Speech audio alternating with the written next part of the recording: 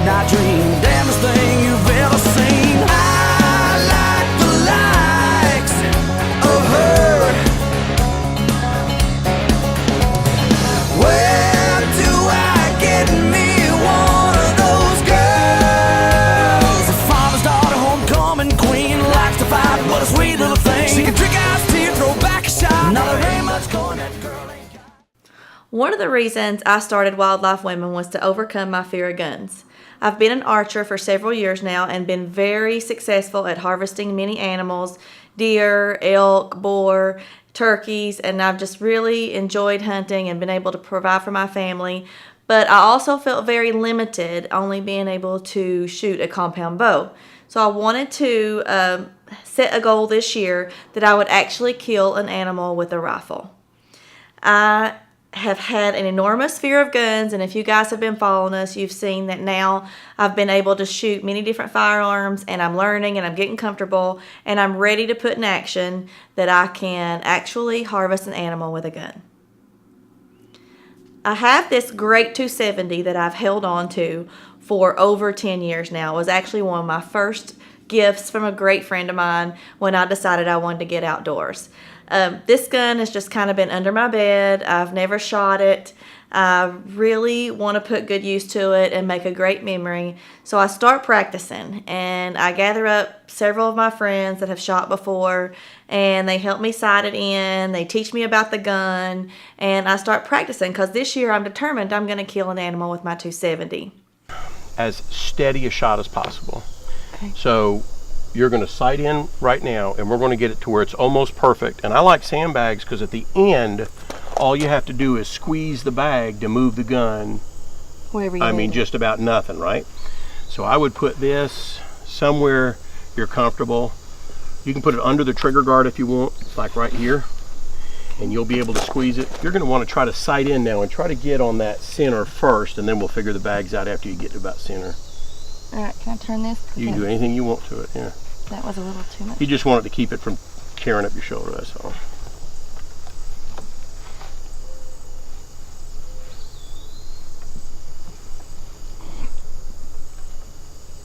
So when you've got that thing dead centered, I'll worry about the bags. You may have to come down. You may have to come down further than that. Yeah, here, let me come down. Go ahead. Okay. Once you get it in, I'll put the bags in.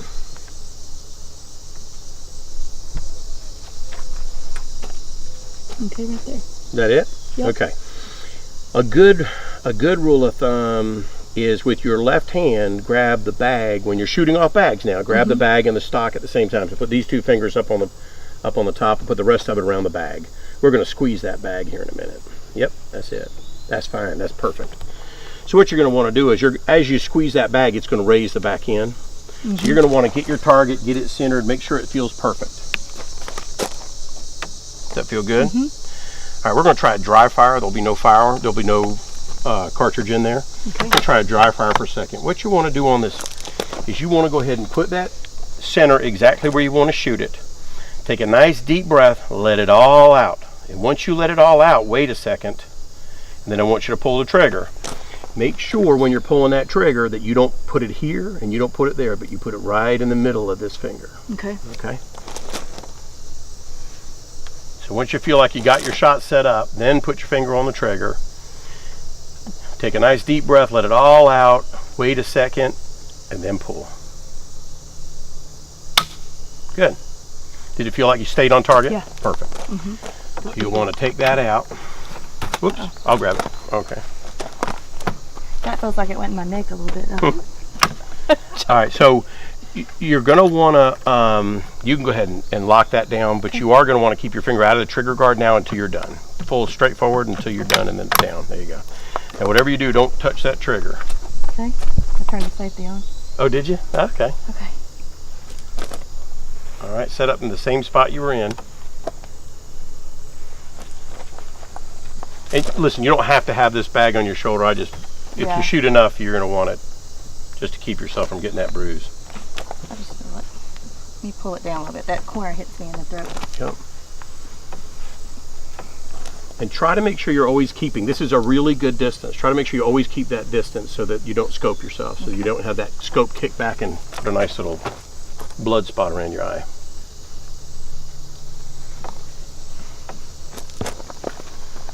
And you can move your feet back a little bit, as long as that gun stays seated on top of here. As long as it stays seated on top of here, you're good. Have you got your target centered? Not yet. Okay. If you're too high, I'll move this bag forward. I think it's too high. Okay, I'll move this bag. There, how about that? Still too high. And you're doing it perfect. Keep going down. You should be able to keep dropping. Oh, you're too high? If I push the gun forward, it's doing a little bit better. Okay. And if you don't have enough, you push that bag up underneath that. There you go. Yeah, I think it's just kind of awkward for me. Right there. You got it? Ready? You got ears, Ricky? So remember, take a nice deep breath. Make sure you've got that thing dead center where you want it. Let all the air out. Wait a second and then pull.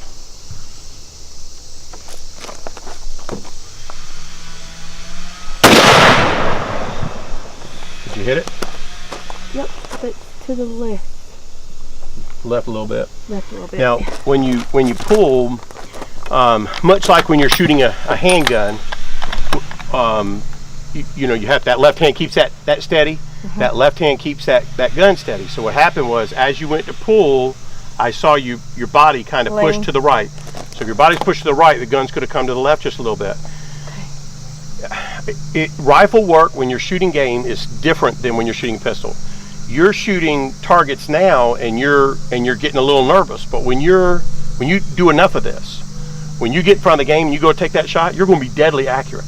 And nobody can explain why that is. Why is it that all of a sudden I'm targets, sometimes I'm to the left, sometimes to the right, sometimes I'm nervous, and when I'm hitting one, I might be nervous before I take a shot, but buddy, that shot is dead on. Okay. You just keep practicing, keep hitting it, and you'll get it. Okay. I would say you want to take a look at it? I can see you're an inch to the left, and I wouldn't worry about an inch to the left, but if you want to take another one and see if you can hit that dead center spot, I'm confident the gun is where it needs to be. Okay. You want to do one more? Yep. Okay. I think I'm going to leave the bag off. I think I'm going to get one of these things. Yeah, a stock protector. I got a towel here. What makes me jump is because that felt like it was going to go on my throat. Yeah, here. Let's use that. Okay.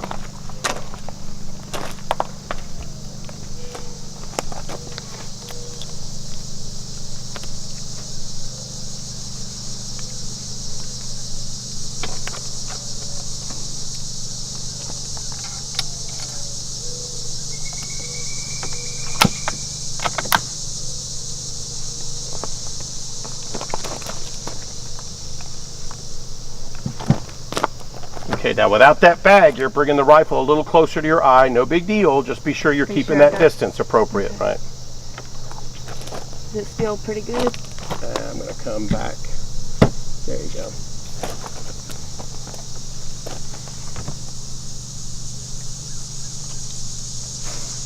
Are you on now?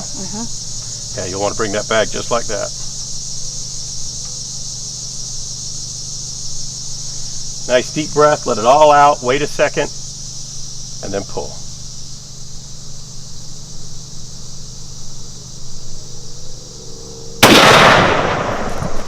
How's that? Oh, it looks perfect. I think. Looks dead nuts from here. Is it? It's Hey. dead nuts, See isn't what it? you think. Yeah. Yeah, I say you're right on there. And I pull it out, and ordinarily if you're on a range or you're with anybody, I just leave the slide back. Okay. I practiced several times, and I finally decided I'm comfortable enough that I want to take this gun hunting this year. However, just hunting here is not enough for me. I decided to make it a huge adventure and head out west to see if I can't get a mule deer.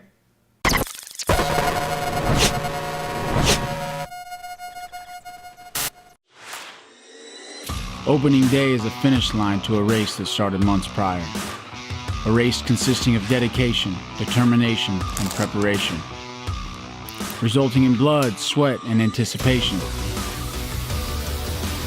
So when that moment of opportunity presents itself, you can draw peacefully, knowing your time, energy, and preparation started with Rackology. Everything you need, all in one bag. Prime 606 is this area's premier steakhouse, serving only prime beef. Only a small percentage of beef is considered prime. It is the best of the best. Whether you choose the hamburger steak, sirloin, juicy ribeye, or the prime rib, you know you're getting the best cut of meat available and cooked to perfection. Their menu includes fish and seafood and one of the best pork chops ever. Come in and enjoy casual dining and start with one of their many appetizers like oysters on the half shell or fried green tomatoes and a drink of your choice from the bar. Prime 606 in the Parkway Plaza next to Las Piñas Restaurant in Whitesburg.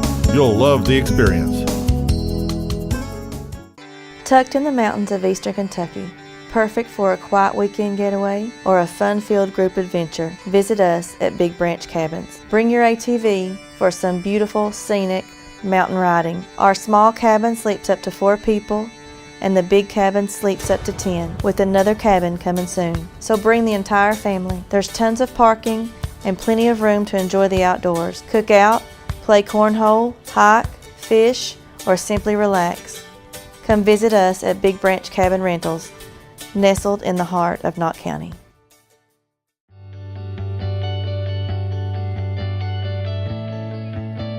I'm Tina Thornsberry, the owner and guide of Beaver Creek Outfitters in beautiful Knott County, Kentucky, the elk capital of the East.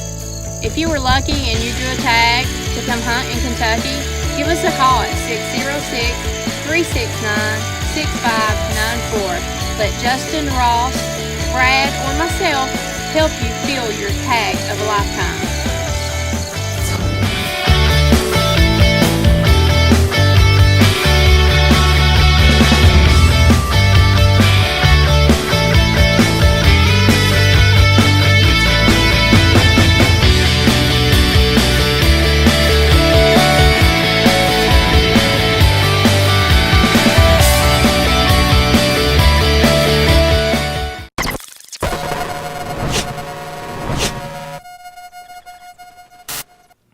After I've decided that I'm going to do this on my own, I'm going to go out west, I'm going to try for a different animal, I start talking around and asking my friends if they know any guides or any areas that I can do this.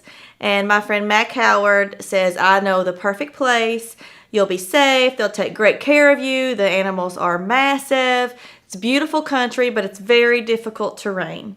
So Mac puts me in touch with Larry Rankin, who I just think is just one of the most amazing guys. He was very patient and we've become great friends. Every time I kill something to this day, I'm still sending him pictures. So I really was blessed that Mac pointed me in this direction. So I'm headed out to Pomeroy, Washington to Dead Man Creek Outfitters on my first ever gun hunt. And I am so excited that this is happening. So I'm getting this hunt planned and I'm so excited. I start training because Larry has me terrified of this terrain, and I get a lot of horror stories about people that can't do it. The mountains are so steep, the elevation's different than what I'm used to. So not only am I going to have to learn how to shoot a gun and be able to pack it, I'm going to have to be in pretty decent shape to do this terrain. So I'm working on this hunt. I'm starting to practice more and more with my gun. I'm training, and my girlfriends say, hey, let's take a girl trip. Let's go to Bermuda for your birthday. Okay, that sounds like a great plan. So we head to Bermuda for my birthday. We're having a great time, except for the fact that I break my foot on my birthday in Bermuda on the very first night of our week-long girl trip. So needless to say, I had to give Larry a call, and I'm like, I'm still going to try to make November. This is August. I'm so excited about this hunt. They say 6 weeks I should be good. In 6 weeks, I wasn't good. So Larry advised me, why don't we put you on for next year? I don't want you to even try this terrain with your foot. Even if it's somewhat healed, we could end up doing more damage. So now I'm already put off another year, but it's still in the plan. And he worked with me, and we made it happen, and I was just really glad that it all worked out. And it did give me a year longer, I thought, to get in even better shape, which didn't happen either. But my foot did heal, and a year later, I'm ready to go.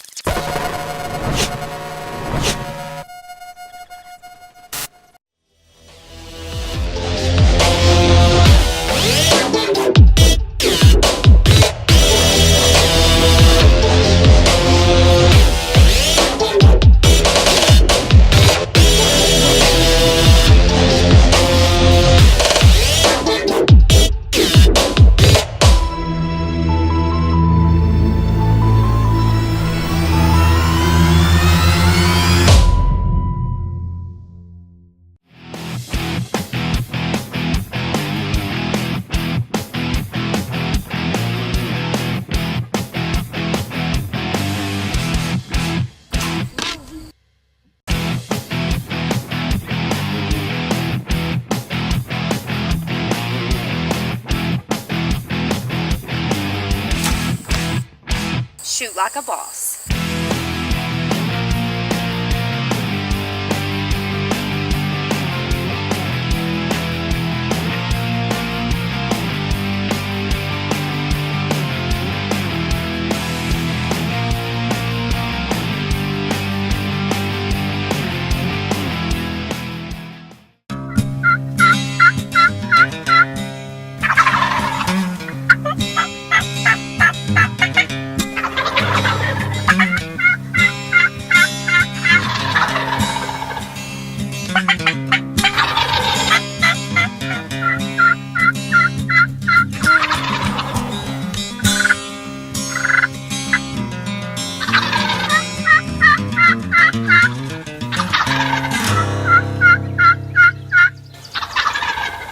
Hey, it's James Sam, Kentucky Bugle Struts Outfitter. This is Brandon Thomas. We're the co-owners here at Kentucky Bugles and Struts. It's that time of year again.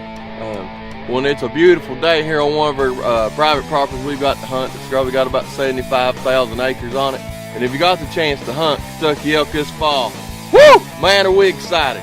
Give us a chance, give us a call. Talk to Brandon at 606-634-7640. He does all our booking. He does an outstanding job. Good luck. We hope to see you, but man, we're ready to make friends for life.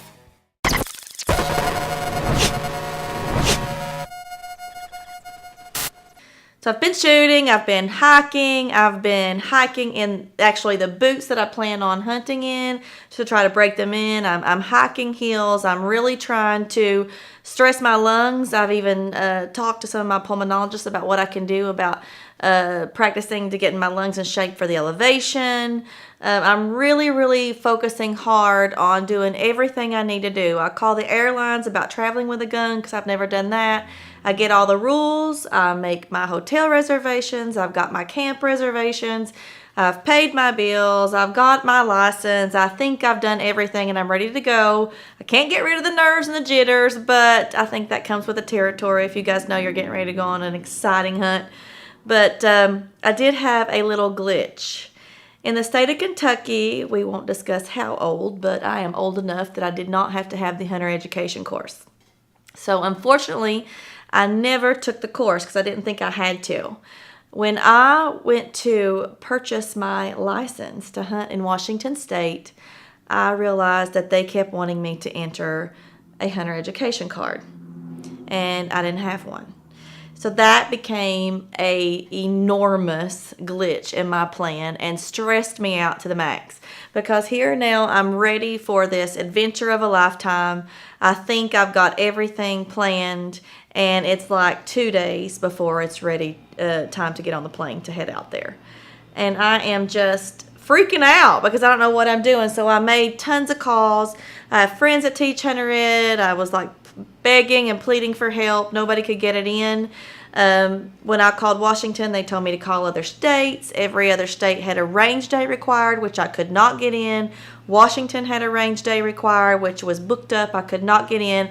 And I am in tears thinking that I have really failed in planning and I'm not going to get to go on this hunt again this year. Right at the last minute, I found that the state of Texas had an online hunter education course that I could take online. So at 2 o'clock in the morning, the night before I'm to board the plane, I am up taking this course, and thank you, Jesus, that I passed it. I was really nervous about not being able to go, but I passed the course. I was able to buy my license, and everything started working out. But I was really scared that it wasn't going to.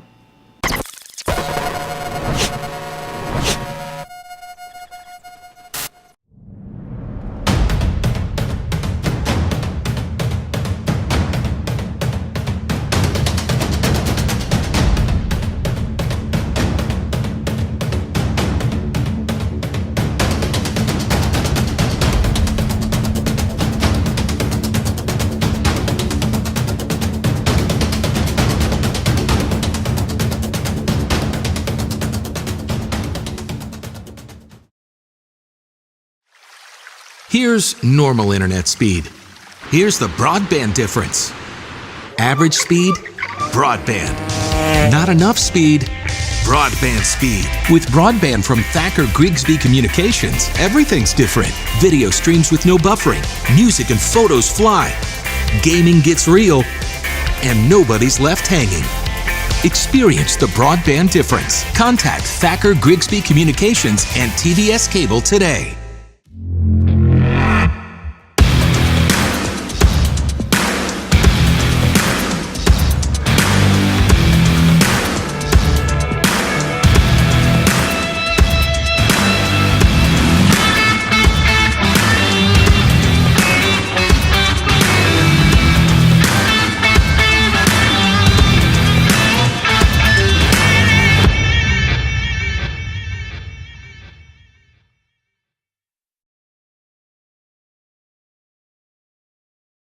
Tucked in the mountains of eastern Kentucky, perfect for a quiet weekend getaway or a fun-filled group adventure, visit us at Big Branch Cabins. Bring your ATV for some beautiful, scenic mountain riding. Our small cabin sleeps up to 4 people, and the big cabin sleeps up to 10, with another cabin coming soon. So bring the entire family. There's tons of parking and plenty of room to enjoy the outdoors. Cook out, play cornhole, hike, fish, or simply relax. Come visit us at Big Branch Cabin Rentals, nestled in the heart of Knott County.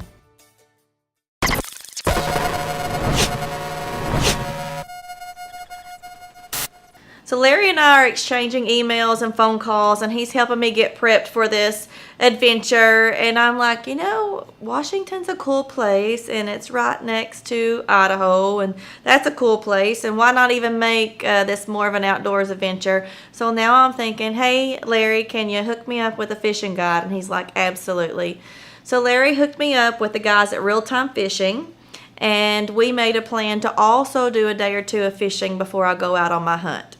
They send me some communications back and forth and let me choose which kind of trip I would like to take. And I actually chose steelhead trout fishing because that looked like something I couldn't do around here. It looked like a lot of fun fighting those fish and getting them in. And then I also chose sturgeon fishing. Have y'all ever seen a sturgeon? They are massive. So I'm thinking I want to put this on my checklist of fish that I have caught in my lifetime. I'm glad that I was talked out of it. So the day today I'm getting on a plane, and I'm getting on a plane with this enormous gun and a big suitcase and a Yeti cooler, hopefully to bring all my meat back. And it is just almost impossible to drag all this in the airport because, mind you, I decided I was doing this all by myself. I didn't want anybody to go with me. I didn't want anybody to do anything. I actually wanted this to be something I did alone, and I made it. Hey y'all, I am on my way to Washington State for my first ever mule deer hunt. I'm visiting Dead Man Creek Outfitters and hunting with them for 3 days, as well as doing some sturgeon and salmon fishing with Real Time Fishing in Lewiston, Idaho. So it's a big week for me. I'm super excited. I have learned a couple things that I wanted to share with you. I know traveling has been my passion for several years, and I thought I had it down pat. However, traveling for a hunting experience is a whole new ball game. So I'm at the airport now, just kind of sitting and waiting for 15 minutes for TSA to check my gun, make sure it's okay, and allow me to take off on my flight. But one of the things that I know that was the biggest surprise to me and hurt my pocket quite a bit was the baggage fee. So make sure you stop thinking like a girl and start thinking like a man when you travel, because the gun counts as 1 case, your clothes count as 2, and this cooler that I'm carrying along in case I get one, so the pressure's on, was $130 just to check. So that's $260 if I don't get a mule deer. So I am in trouble if that don't happen, because my purse is going to be angry and I'm going to be angry at myself for not checking on that. But I wanted to share that with you guys. I'm learning a lot. I've had a lot of stress and no sleep in 2 days, but I'm here at the airport, taking off in an hour, and I am so excited, and I hope I get to share this hunt with you and a beautiful mule deer buck from Washington State. I paid a lot more for parking at the airport than I ever have because I valeted, But the valet guy was really cool. He thought his wife would be interested in wildlife women and made some awesome contacts, and it worked out great. The gun inspection was a little intense, though. I really had no idea what to expect at the airport, but luckily I did my research and I had everything right, and that went seamless, and I'm on the plane ready to head out to Pomeroy, Washington. So I get there, the scenery is absolutely beautiful. Of course, my first stop is Cabela's to load up on anything I think I might have forgot, and a lot of stuff I probably didn't need, and just had a great time getting everything ready to go on this trip. I check in, and I'm to meet my guide from Real Time Fishing the next morning really early, and we are going to actually be fishing waters that are part Idaho and part Washington. And we fished on what was called the Snake River up in this canyon, and I'm telling you all, it was beautiful. Just driving in there was absolutely beautiful, and it was a perfect start to my trip. My cell phone wasn't working, it was peaceful, the drive was beautiful. It was really chilly that morning, and I did not prepare, but thankfully my guide did have warm towels and some extra things for me to wear. But it was just really, really cool. And I get there and I get to the boat and I meet Tom, who is awesome. And I explain to him that I am new at fishing. I've never been steelhead trout fishing. I've never been sturgeon fishing. And he assures me that we're going to have a great day. And he's very patient, and he was absolutely right. So we waited for a while because there were some other people on the boat. And we waited and waited for them to come, and they never showed up. And of course, we don't have cell service, so we don't know what's going on. But eventually we find out that the other guy is sick, and now I'm really sad that he's sick, but I'm very excited that I get this boat all to myself to fish all day. Here's Tom, my fishing guide on Snake River, and he's going to tell you a little bit about what we're fishing for and what bait we're using. So today we're fishing Hell's Canyon on the Snake River, 25 miles outside of Clarkston, Washington. These fish will spend a year or 2 years in the ocean and then come back, and they're spawning in the tributaries. We have the Grand Ronde coming in here, and then the Salmon River upstream about 20 miles. Today we're fishing with salmon eggs and a corky.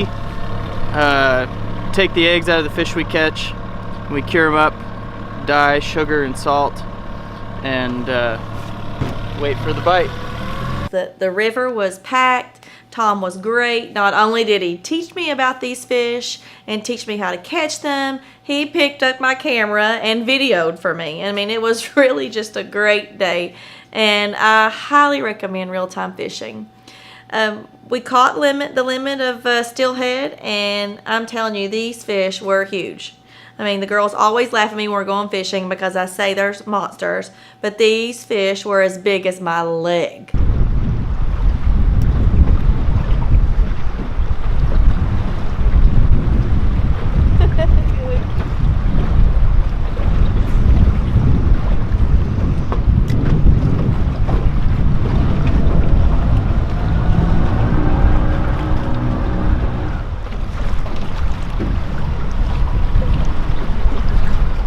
So I got rid of the banana, so I think we're going to catch a big one now.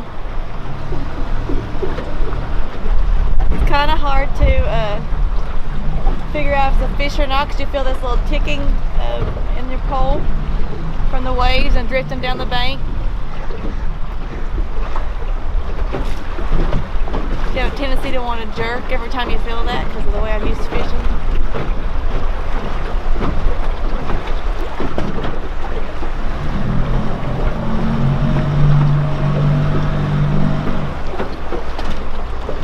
We've just been drifting up along down the river and kind of fishing upstream.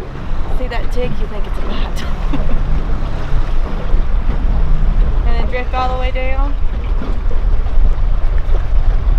So I've got Tom, my guide, doing double duty as cameraman.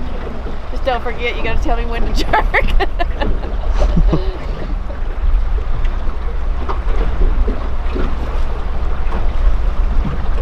feel like something's nibbling on it. Set it! There you go. Woo! Another pea mouth. Yeah, you can tell it's not like that big stick.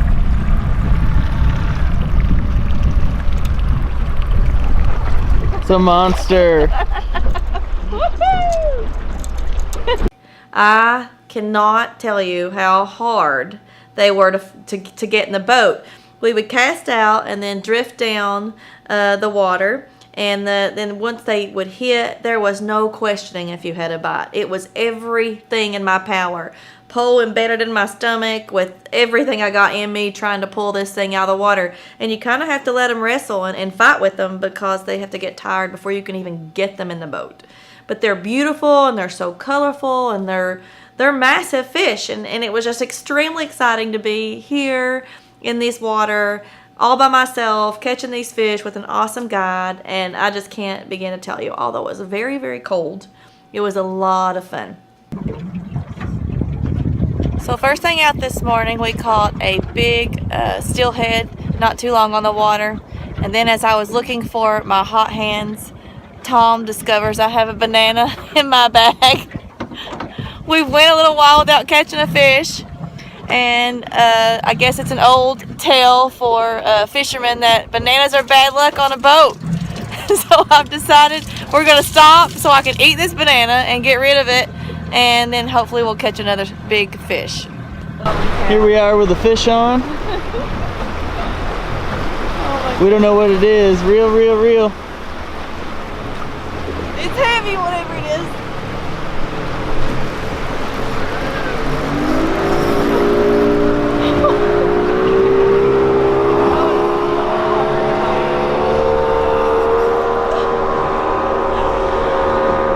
My hands are so cold, they feel like they're gonna break.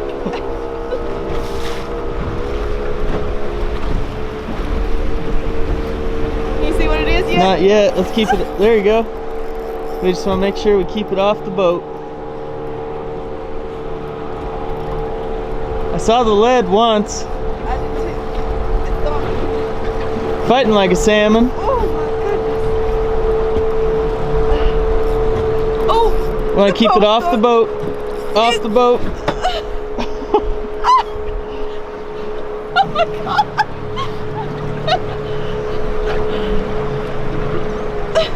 I see the lead now. Oh my god, it's so heavy. Off the boat, off the boat. Let's see what we got here. You can lay it down if you didn't do that.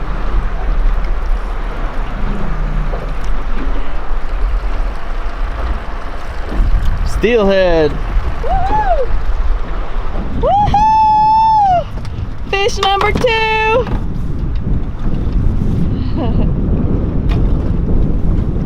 Who's the banana for sure? Banana for sure. That's beautiful. The colors are so much brighter on that one. Yep. Does it mean anything? No. No? I think one of them's a male and one of them's a female, but this is a little buck. We call him the male fish. Uh-huh. God, that fight was so strong.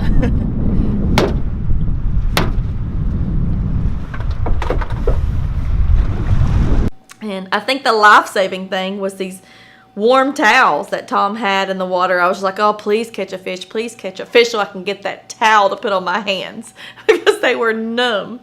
But it was so much fun. And it comes time to now decide if we're going to go on and do the sturgeon fishing because it's time to move on down the river if that's what we want to do. And Tom keeps looking at me like, are you sure? You really want to sturgeon fish? And I'm like, yes, of course. You know, that's really cool. Who catches a sturgeon? I mean, I want to catch a sturgeon. I know they're big as me. I can do it. Yeah. I've been practicing and exercising. I can do it. And the more we talk about it, the more I can tell this uneasy look on Tom's face. He's like, Bridgette, I don't know that just you and I can get these fish in the boat. So he says, even if you do catch one, I don't know that just you and I can do it. So he shows me pictures and videos of these 5 full-grown men all taking turns trying to get this sturgeon in. And hours later, they may or may not get it in the boat. And I think I'm strong. And I've been preparing for this adventure. But that did make me think, all right, this is my first gun hunt. I'm up for this enormous amount of hiking tomorrow. And do I really want my arms to be weak if I come up on this amazing muley? All right, Tom, I'm good. So after Tom decides that these fish are going to be difficult to get in, and I decide I'm going to agree with him, I get worried a little bit. It starts to rain also, and that just kind of made it even more obvious that it's time to go and get some rest for tomorrow. So we fillet the fish. I get to pack them up and take them home, which I'm excited about.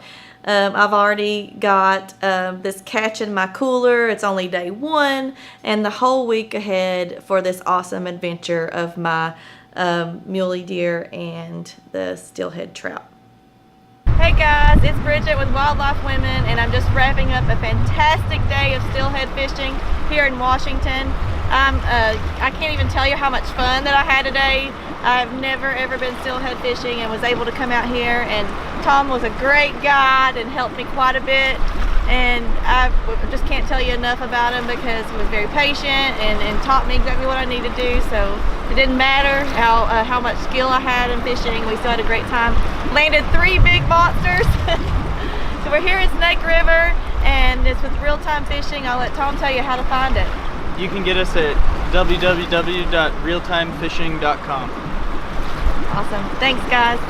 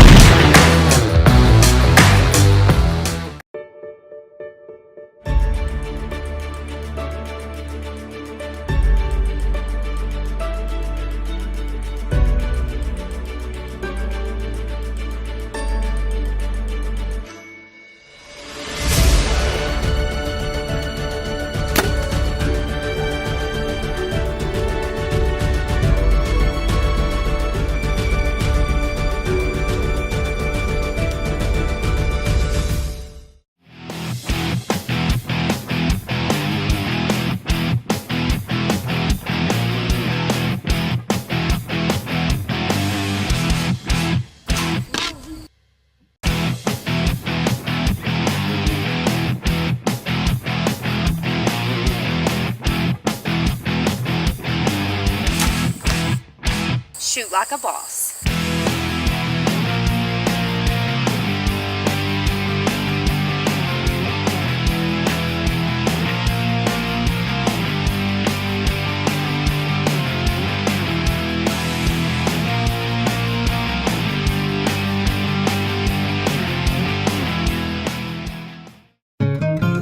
Prime 606 is this area's premier steakhouse, serving only prime beef.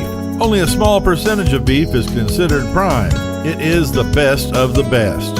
Whether you choose the hamburger steak, sirloin, juicy ribeye, or the prime rib, you know you're getting the best cut of meat available and cooked to perfection. Their menu includes fish and seafood and one of the best pork chops ever. Come in and enjoy casual dining and start with one of their many appetizers like oysters on the half shell or fried green tomatoes and a drink of your choice from the bar. Prime 606 in the Parkway Plaza next to Las Piñas Restaurant in Whitesburg. You'll love the experience.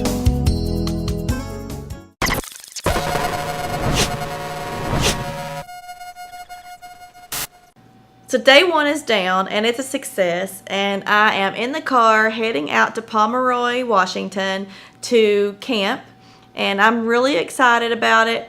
I really don't know what to expect. I've never been to deer camp yet.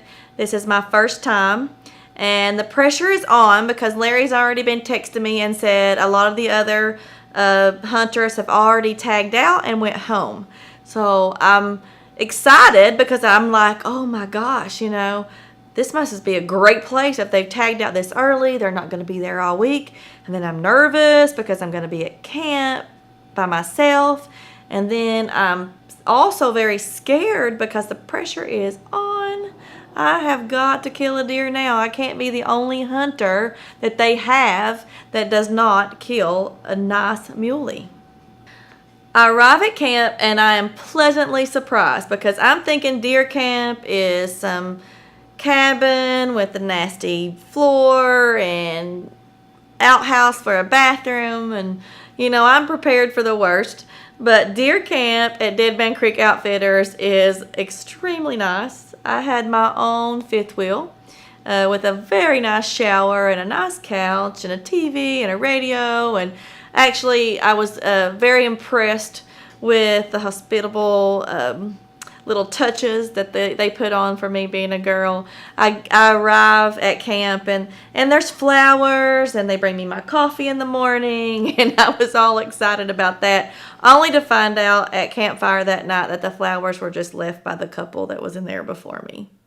But oh well, it was cool.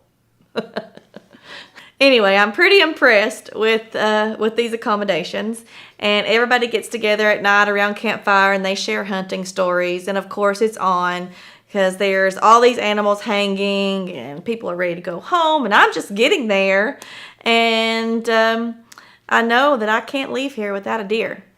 I tell Larry about my fear of guns and kind of all about wildlife women, and he just loves the idea, and everybody at camp was wonderful. They were all excited for me, and they were encouraging me and assuring me that I was going to be successful and they were going to be there to help me. I'm really scared because now I've done a lot of driving from Lewiston, Idaho over to Pomeroy, Washington, and I'm seeing all these mountains, and it is absolutely beautiful, but all I can think is, am I going to be able to breathe? Am I going to be able to make it? Can I even see a mule deer? Because when I get to the top of that mountain, I'm going to pass out. But anyway, I have got my mind set on this, and I really want to do it. So I head to bed early. We're getting up before daylight and heading out on our first quest to kill a mule deer. Day one, we are headed out, and Larry is explaining to me how we hunt the area, and there is several different mountains, and they just have valleys in between them, and I think those were called draws, and I kept saying that is a holler, Larry. That's not a draw, that's a holler. But he kept trying to explain to me the terrain and what a coulee was and what a draw was, and it was a lot of terminology that I had never heard. Being from Eastern Kentucky, I'm like, okay, we're going up this holler and we're coming down that cubby hole and we're going to sit underneath this, and the terminology out there was totally different. So I had to learn a new language, but it was pretty cool to hear, how you hunt these deer. So you actually are walking all the way to the top of the mountain and then kind of hunting your way back down. And Larry knew the land so well that he is like, okay, we know they usually are a herd here, or there's a couple that hang out here, or there's a buck in this draw, or, and he really did a great job at putting me in the right places. And All right, Bridgette, this is the draw I've been telling you about. This is the water trough draw. And in the 18 years that we've been hunting this, we've taken more big bucks out of this draw than any other draw on the ranch. They just love it. It's secluded. It's hard to get over here, as you saw. Of course, I'm out of breath. I was welcoming this breath. It took us an hour to get here from where the truck dropped us. How many miles do you think it is? Sorry? How many miles is where we're at right now? About a mile and a half. It feels like 20. Yeah, a little under a mile and a half, but and this canyon's about 2 miles long. It's got these little coulees that feed it from each side, and the bucks lay on the lower third and usually face north. That's almost always where I find them. So what I'm going to do here is I'm going to glass just to make sure there isn't anything up higher that's going to bust us. Okay. But this will be fun. I'm excited. Let's hope I don't let the canyon down. What's the name of it again? Water trough draw. Water trough draw. Can't let it down.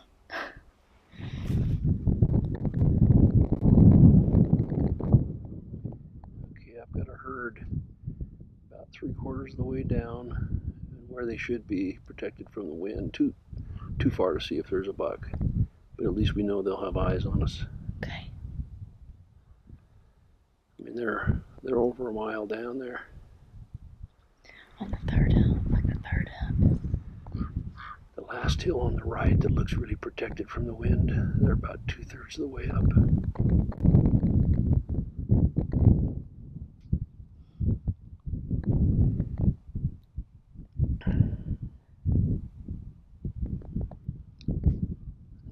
Sometimes you can sit here for 20 minutes and look at the same spot, and then all of a sudden there he is. Turns his head, or see the throat patch. I've ever hunted where they're so blended in. Yep. With the countryside. I can spot them a lot easier than here. They look just like the brush. Yeah. It's unlike anything I've ever done before. We look like the brush too, except you have to wear orange. Yeah. I think I feel like the brush my legs are made of.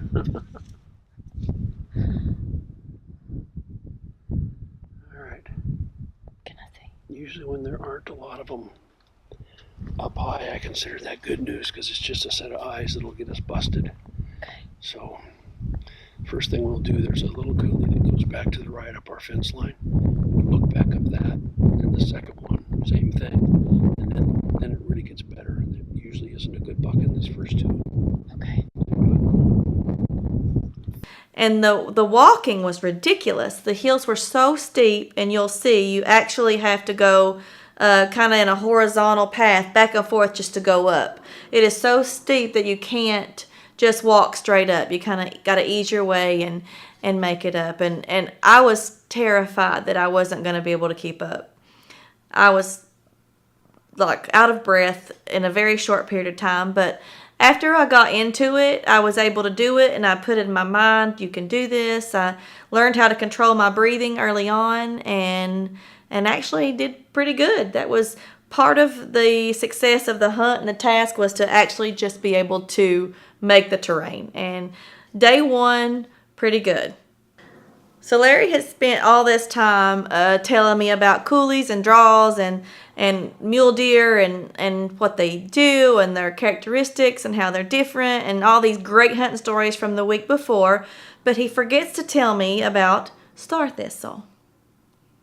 Needless to say, the rest of the week I was called star thistle and asked about star thistle because my first experience was not so good. So this stuff is kind of like a blowflower with a cactus on it. It's terrible.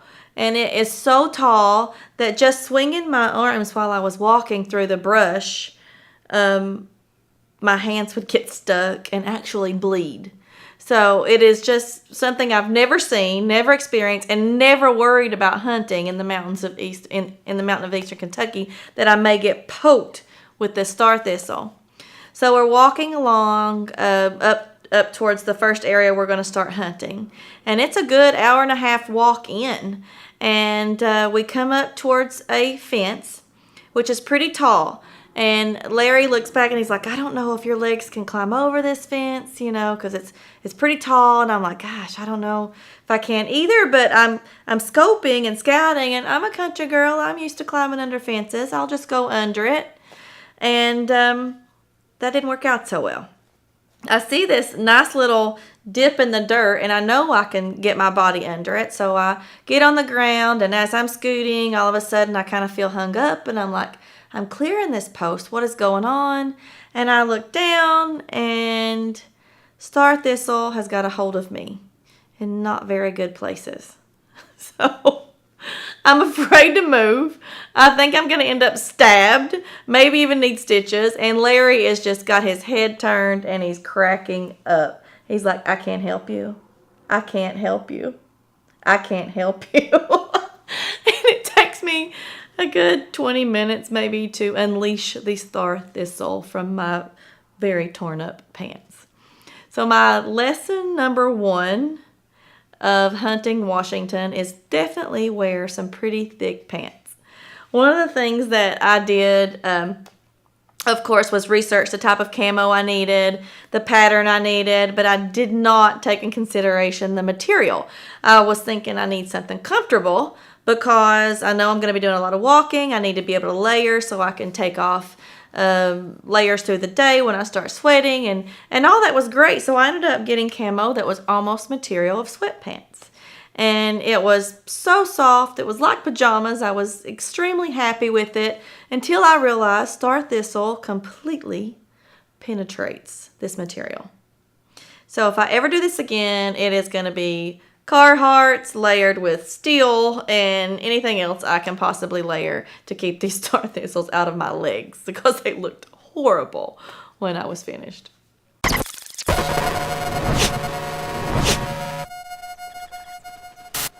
The X-Stand brand stands for something. It's something you can't put a price tag on, and it sets them apart from the rest of the industry. It was built from the ground up with a genuine work ethic that doesn't cut corners. X-Stand products are world-class and use hunt-safe technologies to go above and beyond normal safety standards. Just like the revolutionary technology of the Jaw safety system, X-Stand products stand for safety and quality. X-Stand. Simply smarter, simply safer.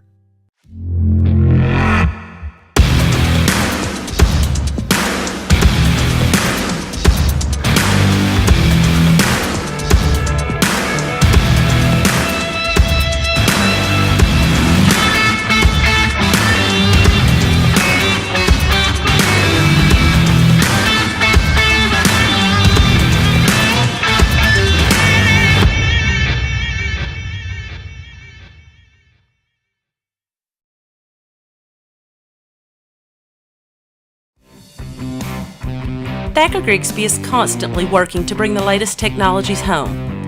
Home, where we live and work in this community, a place we want to see grow and prosper. Thacker Grigsby is committed to a Fiber to the Home project, which will bring every home and business in our service area fiber within a 5-year period. We're halfway there, but we won't stop until we reach our goal. And that's a big deal. We're committed to serving you and our community.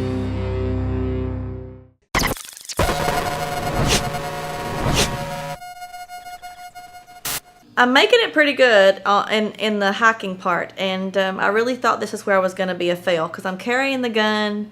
I'm really tired. I'm not used to this terrain at all, but it's coming along pretty good. And Larry is actually bragging on me and giving me some confidence boosters and telling me that I'm doing a good job, and he'll stop when I need to, and we take breaks, and it works out pretty good. And we've seen a lot of great deer.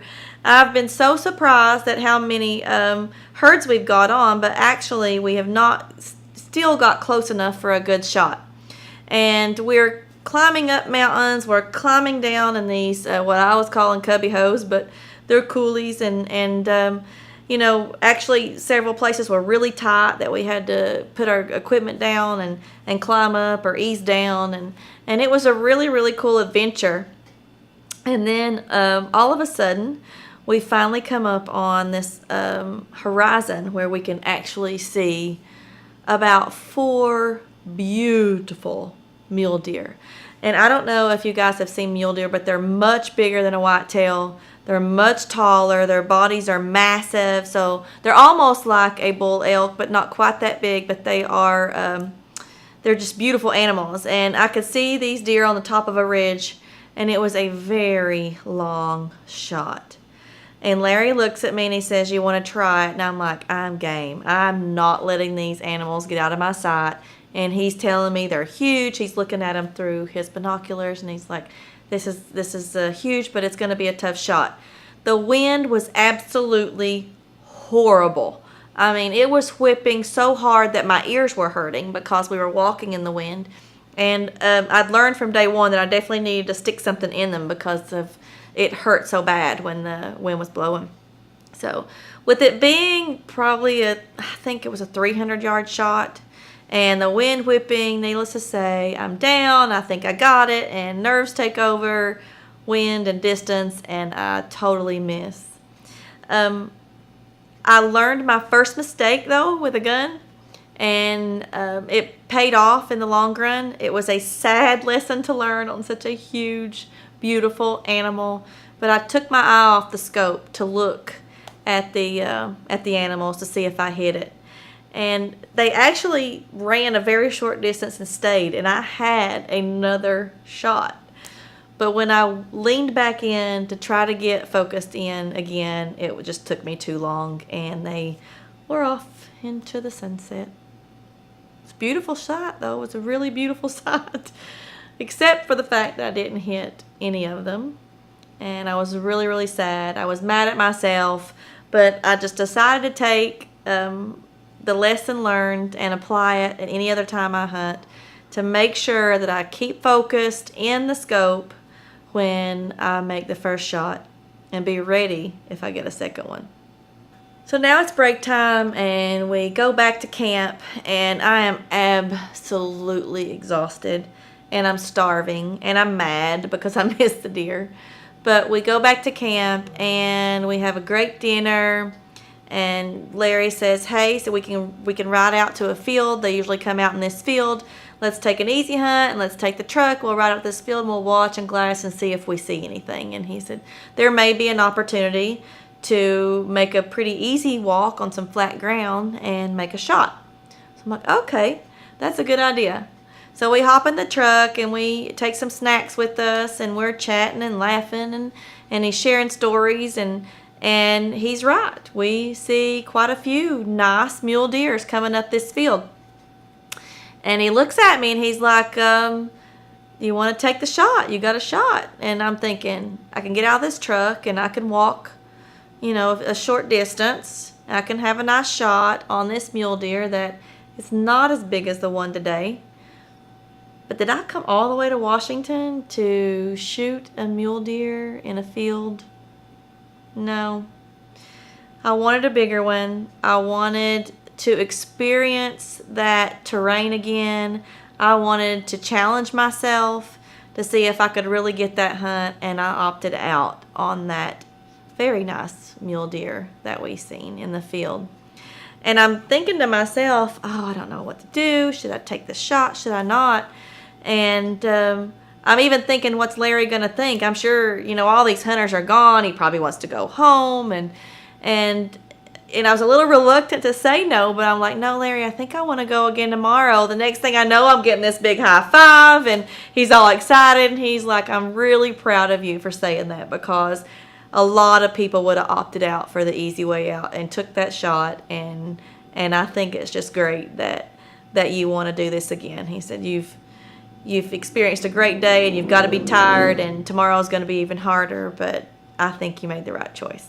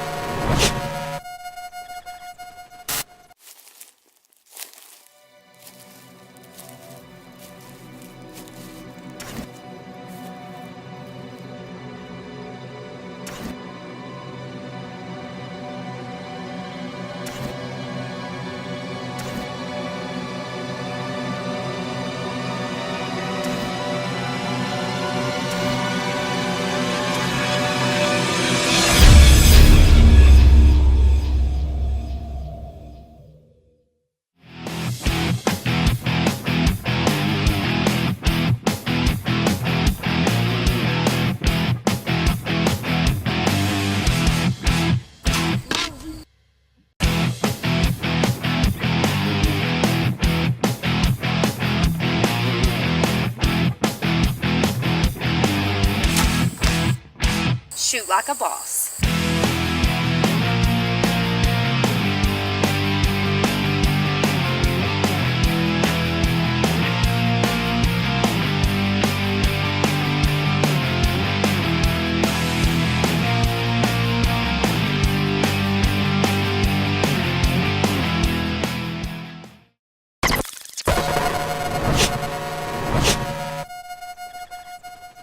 Today has to be the day.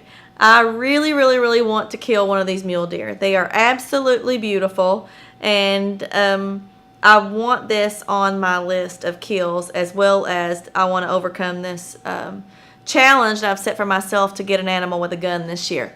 And we're out and about, a good hour and a half, 2 hours, back up these mountains to get to a good spot to start hunting.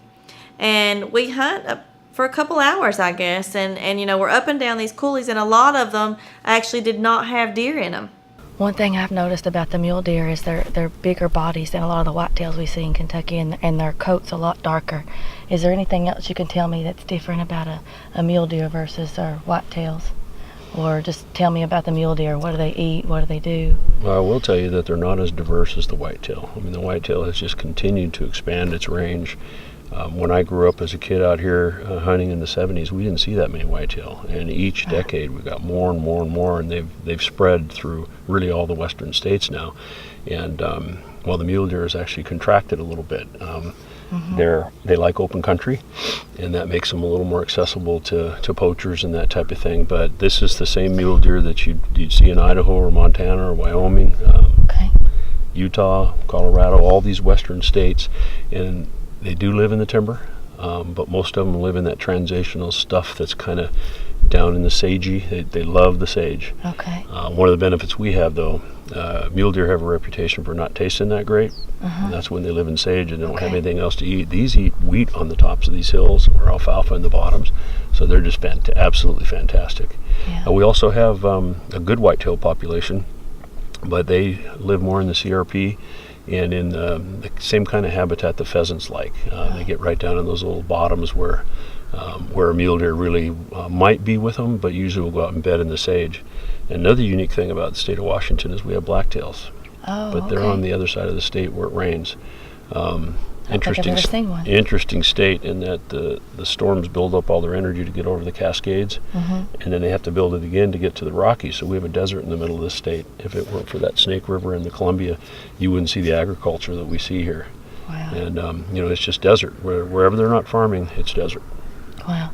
Tell me a little bit about the behavior of a mule deer as far as when they typically bed down and get up and move and that type of thing. Yeah, they'll typically feed until just a little bit after first light, and then let's say shooting hours at 7 o'clock. A lot of times you still see the deer up on their feet 7 to 7:30.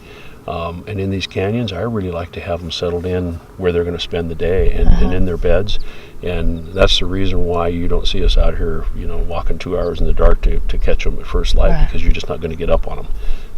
We need to be able to get right in the bottom of these canyons. One thing that is kind of interesting about the mule deer is if you come in above them and they can see your human figure from up top, they tend to run. Okay. If you're down in the bottom going really, really slow and they really can't see all of you, which that's why we were crawling, we're not looking like people, they will stay there and let you close the distance. I mean, even that one you shot at from 270, we crawled 60 or 70 yards to get that last vantage point, but they were looking at us part-time while we did that. And then we got to that last point, we had to make a decision. And that's why we get in those bottoms and really creep. Yeah. I was really shocked it was still standing there, and it gave me a perfect shot, and unfortunately it was a little far for me. It was 270 and the wind was about 20 miles an hour.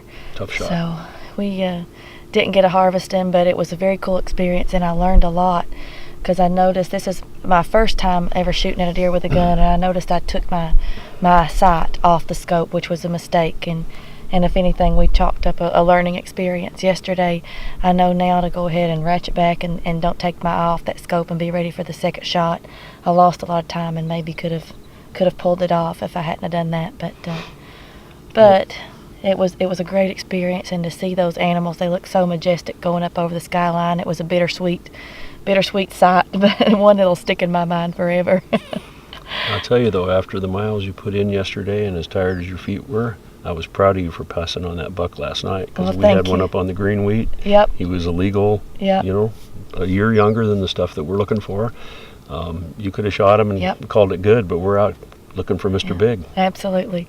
I want to try to make the best of it that I can. It's been an amazing time already, and I honestly told him last night I was really worried about these canyons and hiking it, because I wasn't in that great shape. I trained some before I left, started walking, but nothing compared to what I should have done. And at the time last night I had to make that choice. It was tough knowing I had to do it again, but I almost wanted to. It's beautiful here, and it's such a challenging hunt. It's anything I've ever done before, and I'm hoping to get you some footage, but it's actually so difficult to walk that it's hard to carry the camera and keep your balance in certain spots. And I know it's a total different thing to think about, but this reminds me a lot of when I hiked the Cinque Terre in Italy, the little narrow grapevine path So we're on these little paths sometimes that barely your boots are big enough to fit on, and one slip and you're rolling for quite a distance down the hill and possibly in the river. So it's been challenging but fun and rewarding all at the same time. And we're hunting a little bit in what Larry's calling pre-rut, so we're noticing that in some instances there's bucks with the does, and then yesterday those two were kind of off by themselves. Yeah, the first weekend we weren't seeing the big bucks with the herds at all. They were all alone, which makes it even tougher. And then we saw those 2 bucks with that herd yesterday, and that's a good sign. And then the next canyon over, we saw a big buck with a herd. So they're starting to move in.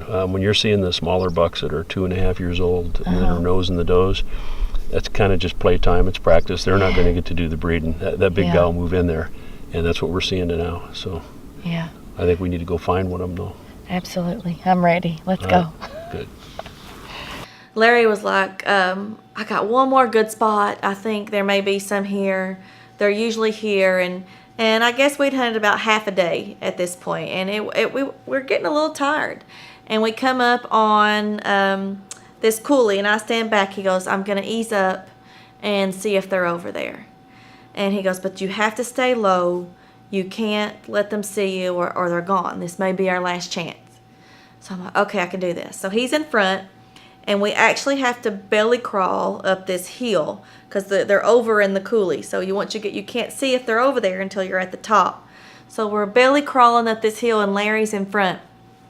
And I'm struggling because I'm trying to carry this gun, and I'm out of breath from walking. I'm in the mud and trying to get up this hill and keep up with Larry, who's in much better shape than I am. And all of a sudden, my knee slips and I hit flat in my face. Larry has no idea that I'm laying face first in the mud, and he keeps going.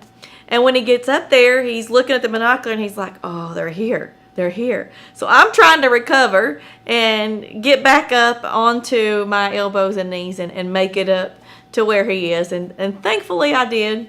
And he said, get set up right here. Let's watch for a minute. I got to make sure it's a legal one.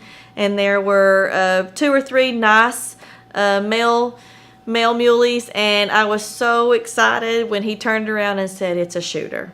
So I get ready. I've got it in my sight. And I'm trying to remember my checklist and make it, don't take your eye off the scope, Bridgette. Don't take your eye off the scope, because that was my epic fail for the one the day before. But there he is, and he turns and gives me a great shot. All right, Bridgette, just take your time. He's 137. I see him. He's perfectly broadside. Ready? Anytime you're ready. I think I got it. Shooting.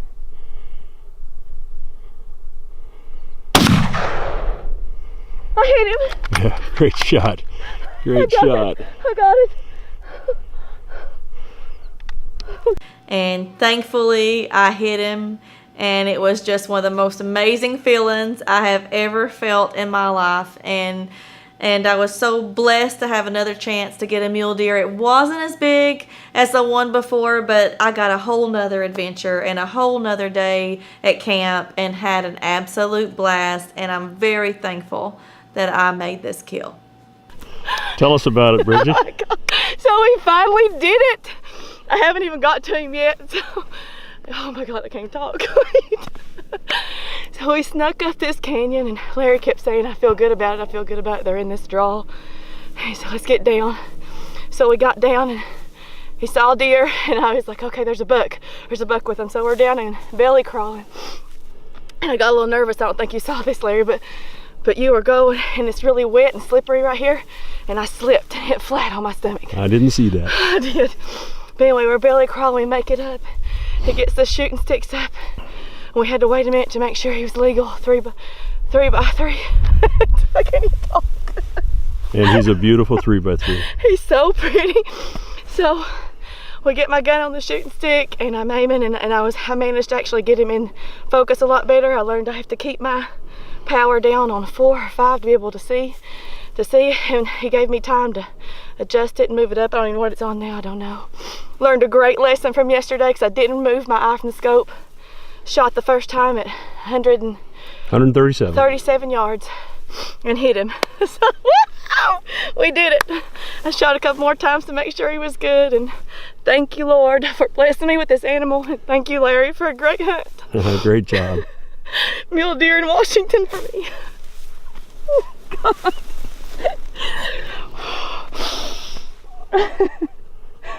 I think the nerves get worse after. Oh, that's the best part, shaking after you make a nice shot. I noticed my breathing was a little bit unsteady before I shot, so I just took a couple minutes to take a deep breath in through my nose and out through my mouth. That was an ideal scenario. We were down canyon from him. He couldn't make us out. And so they weren't going to leave until, you know, we either shot or stood up and they figured out we were people. So nice job. Thank you so much. Thank you for a great hunt. Should we go get him?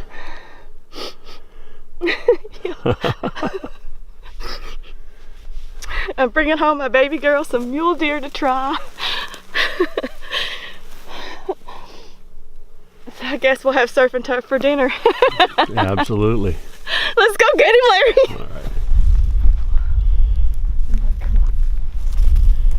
Oh my God, he's so big. I think he's bigger this way than he was in the scope, which is totally usually opposite.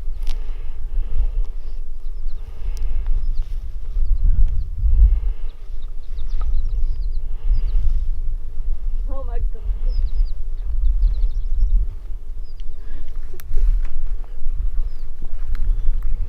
He's out, Larry, we got him. All right. Congratulations. He's out. Oh my God, he's so big. Oh, thank you, Mule.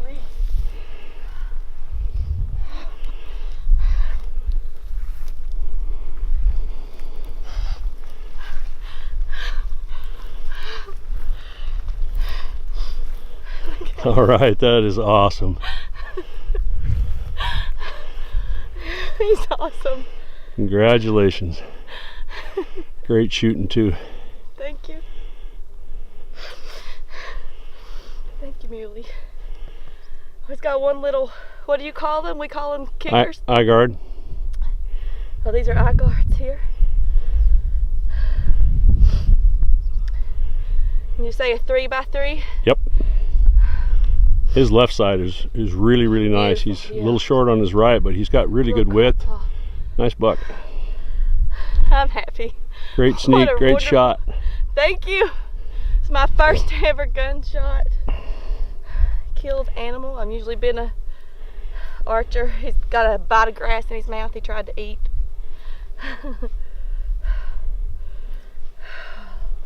He's beautiful.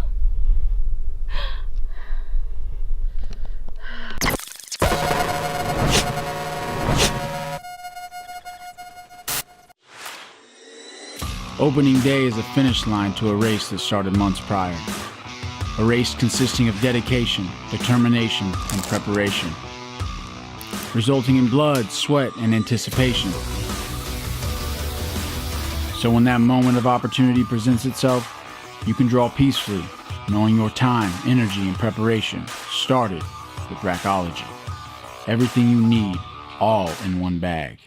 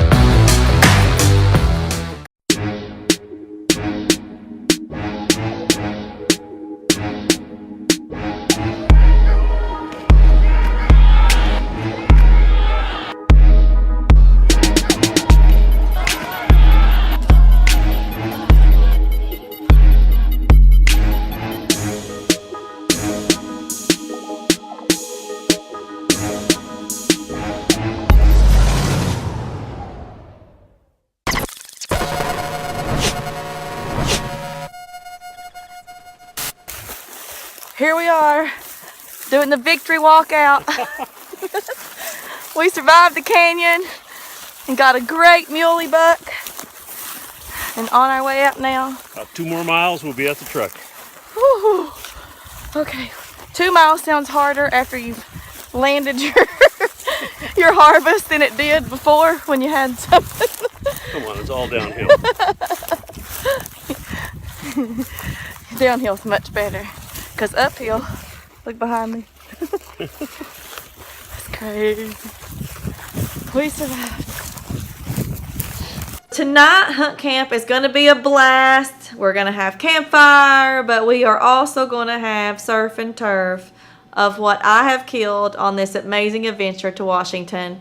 Larry is not only a fantastic guide, he is an amazing chef, and he took some of my steelhead trout and some backstrap from this muley, and we absolutely had one of the most amazing dinners I have ever had. And I've traveled all over the world and ate in a lot of high dollar restaurants, and this meal I could not sit still and eat. It was absolutely fabulous. It's been a long time since my hunt, and I am still texting Larry asking for recipes because that was absolutely amazing. One of the traditions here at Dead Man Creek Outfitters is if you kill early, then you get to go visit Washington, out in Pomeroy, and all the beautiful wineries and the scenery out there.